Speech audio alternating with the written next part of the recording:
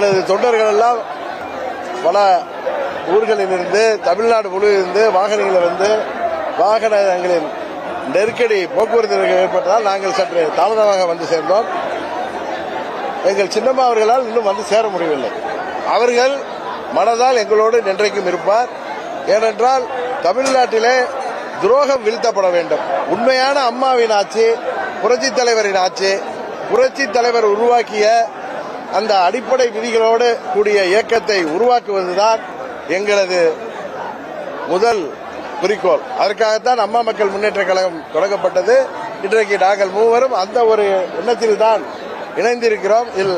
இதில் அம்மாவின் கட்சியாகிய அனைத்து இந்திய அண்ணா திராவிட முன்னேற்ற கழகம் எங்களுக்கு எதிரி கிடையாது. நான் ஏற்கனவே சொல்லியிருக்கேன், எடப்பாடி திமுக தான் எங்களுக்கு எதிரி. எடப்பாடி என்கிற துரோக மனிதர் தான் அம்மா மக்கள் முன்னேற்ற கழகத்தின் எதிரி. அதை தாண்டி வேற யாரையும் நாங்கள் எதிரியாக நினைக்கவில்லை.